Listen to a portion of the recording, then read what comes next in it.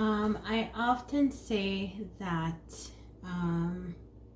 or remind people that when Christ came into the world, it was the climax of God's story. And only a few people actually knew of the birth of Christ when he came into the world. When we read the account of the end of the age, it is not going to be clear-cut like people want you to think. It really isn't. In Matthew 24 verses 15 and onwards, it talks about Jesus gave a clue, and he refers to the Daniel account of the abomination that causes desolation.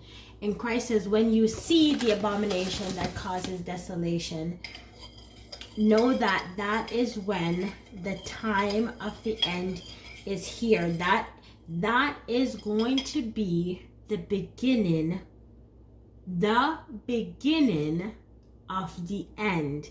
And it actually says in the passage it's going to be a time of great distress, which is often refers to the 7-year tribulation. And Christ says, when you see that, flee to the mountain. Those who are in Judea should flee to the mountain. Don't go back into the house to get anything.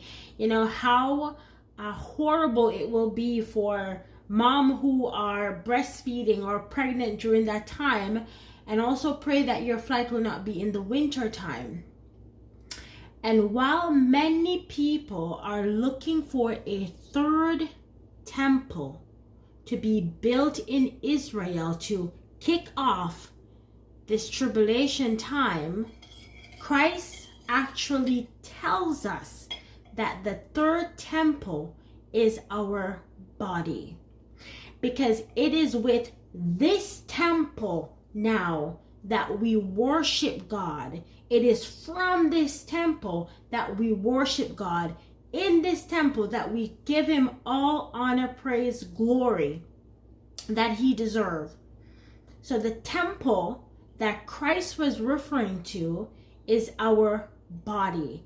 And he says this, when you see the abomination that causes desolation. Why is it an abomination that causes desolation?